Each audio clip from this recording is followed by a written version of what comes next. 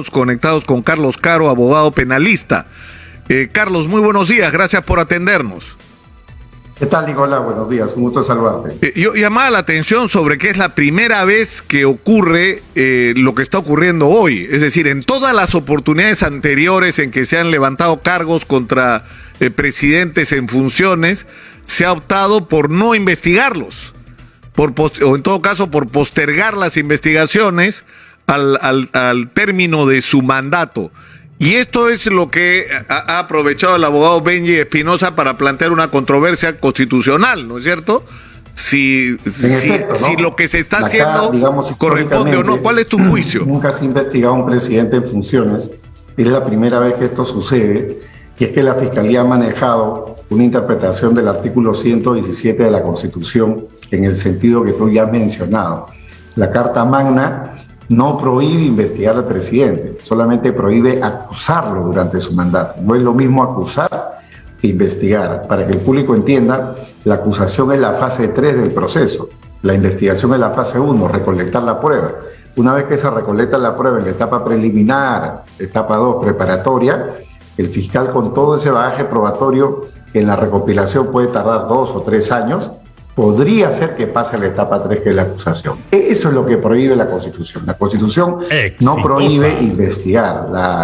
El texto de la Carta Magna es clarísimo, ¿no? Está prohibido acusar, mas no está prohibido investigar, y por primera vez Pablo Sánchez ha puesto eso de relieve para promover la investigación, y eso ha tenido un efecto contagio, porque el Congreso está haciendo lo mismo. Acaba de pasar al presidente, en el caso Zarratea, la condición de investigado, cuando entendíamos todos de que eso no se podía conforme a la tradición histórica.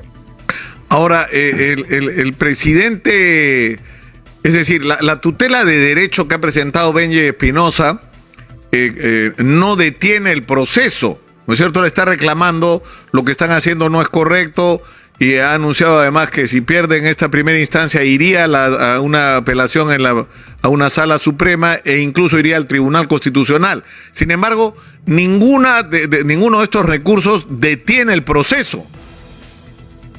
A ver, si es que él ganara la tutela, que ya planteó ante el Poder Judicial, ha sido la audiencia hace un par de días, eso sí detiene el proceso, porque si el juez declarara fundada la tutela, significa que para el juez no existe motivo constitucional para investigar al presidente, existiría una prohibición si aceptara la tesis del abogado del presidente.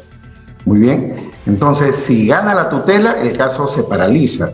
Si pierde la tutela, puede irse a la vía de la acción de amparo ante un juez constitucional, primera, segunda instancia y eventualmente Tribunal Constitucional.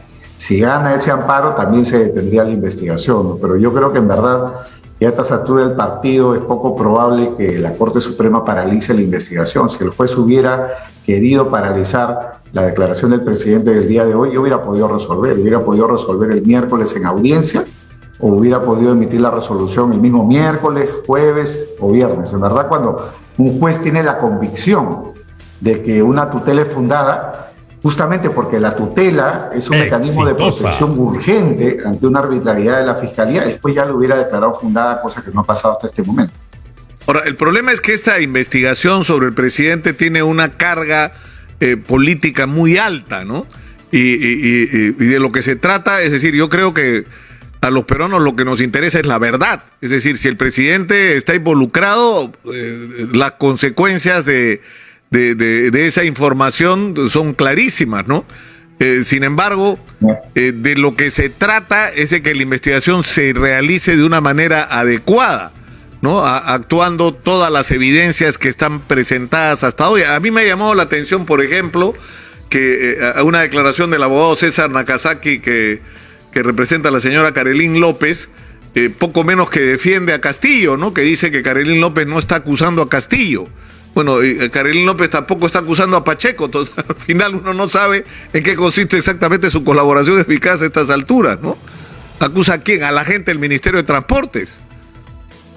O sea, la pregunta es, ¿qué cosa hay de evidencia contra el presidente en este momento? Primero, el caso del presidente tiene este perfil jurídico del que hemos hablado, lo que dice la Constitución, pero además hay un matiz político, porque acá estamos hablando de la máxima magistratura, el funcionario número 1, el jefe del Estado, y la decisión que toma el Poder Judicial o el Tribunal Constitucional en torno a si la investigación continúa o se paraliza, va a tener un efecto político inmediato, ¿no? Y yo creo que en este momento la población tiene una sensación de impunidad. Nadie está en la condición de afirmar que el presidente sea culpable de algo, pero lo que se quiere es que haya una investigación, que se rompe el hielo, que la Fiscalía haga su trabajo y que determine finalmente si hay acá alguna responsabilidad o no.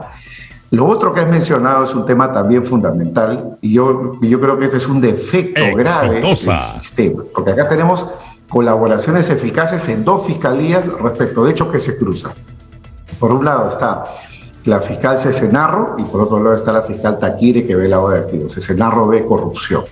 En el caso de la fiscal Taquire, Carelín declara, tiene una versión, y en el caso de la fiscal Cesenarro está el señor Samir Villaverde, que sería, digamos, el colaborador eficaz. Desde luego, en la medida que Carelín, en el caso de Taquire, ha hablado en contra de Samir Villaverde ahora responde ante la fiscal Cesenarro en contra de la señora Carelín. Y es porque esto debería haberlo un solo fiscal.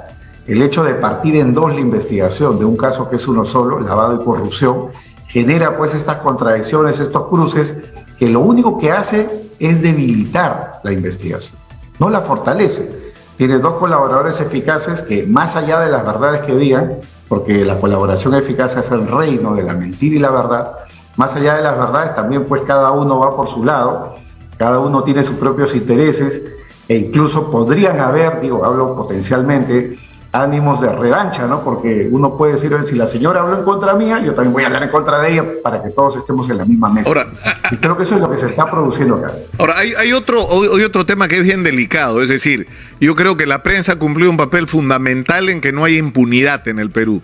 O sea, el papel de la prensa ha sido activo en poner sobre la mesa temas que si probablemente se hubieran ventilado secretamente nunca nos hubiéramos enterado de muchas cosas. Sin embargo, también puede ser perturbador para la investigación. Es decir, de repente aparece una información que tú no sabes si es verdad o si es cierta, por un lado, pero por otro lado, donde aparecen nombres. O sea, por ejemplo, en el caso de Silva, el argumento principal de Dimitris Enmanche, el ministro del Interior, es que la Fiscalía, en el momento que tuvo en sus manos el audio, y tenía por lo menos la presunción o los suficientes elementos para creer que era verídico el audio, donde el señor Silva hablaba de dinero con Samir Villaverde, la conclusión debía ser ordenar inmediatamente su prisión preventiva, pero lo que ocurrió es que esto apareció en los medios y el señor Silva terminó desapareciendo, ¿no? O sea, no debió ocurrir eso. O sea, en ese tipo de casos no es una perturbación, Carlos. Sin duda que sí, Nicolás. De hecho, estas versiones de los colaboradores eficaces son versiones que se manejan de forma reservada y secreta. Entonces, el hecho de que hayan personas que hayan filtrado, no digo los periodistas están en el derecho y en el deber de informar y de no revelar su fuente. Mi crítica no va al periodismo, mi crítica va a la custodia de la información por parte de los funcionarios públicos. O sea, los que tienen deberes de reserva no son los periodistas ni los ciudadanos. Los que tienen deberes de reserva son los funcionarios públicos. Y acá ha habido una filtración, sin duda, desde la Fiscalía o provincial o la Fiscalía de la Nación, y eso desde luego debilita la investigación porque hay veces uno puede pensar, ¿no? Mientras más se difunda, se genera un caldo de cultivo para que la investigación se acelere. Y eso es verdad, eso ha pasado muchas veces. Gracias al apoyo de la prensa, un caso que estaba, cayéndose, ha cobrado fuerza porque la Fiscalía le ha puesto los recursos necesarios. Pero hay veces puede pasar también lo contrario, ¿no? Se filtra una información y consecuentemente se frustra una diligencia, como puede ser en este caso una detención, o como fue el año pasado con el allanamiento a los dinámicos del centro, que tenía que hacerse antes de la segunda vuelta y el fiscal lo retrasó, y bueno, cuando se ejecutó la medida ya todos sabían lo que iba a pasar, ¿no? Entonces, acá creo que adicionalmente a las filtraciones que puedan haber en la Fiscalía, está, Nicolás, el tema de que esta es una investigación contra el gobierno actual. Y el gobierno es parte del sistema de justicia, controla la policía, controla el Ministerio del Interior.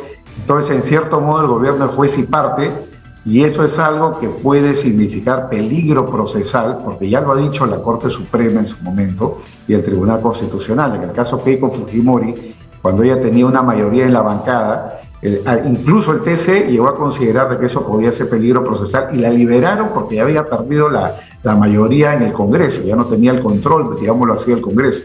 Pero acá tenemos una situación en la cual el presidente tiene el control de la policía, que es un eslabón esencial en la investigación y persecución del delito. Ahora, la Fiscalía dentro del proceso de investigación puede, por ejemplo, plantear el impedimento de salida del país del presidente, porque estamos ante una situación que no ha ocurrido nunca antes, ¿no?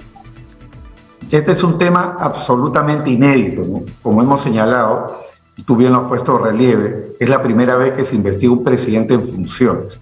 Desde mi punto de vista, en mi interpretación, no hay ningún impedimento para que la Fiscalía haga el pedido y el juzgado de investigación preparatoria lo conceda, dado que la jurisprudencia de la Corte Suprema es unánime en el sentido que dentro de la investigación preliminar sí es posible como medida mínima el impedimento de salida del país. Entonces, estamos hablando de la escala mínima de una medida limitativa. Sin embargo, esto puede generar sin duda una controversia viendo, digamos, los elementos que la Constitución establece de inmunidades presidenciales. Tema que para mí se ha roto desde que ya la Fiscalía decidió iniciar una investigación.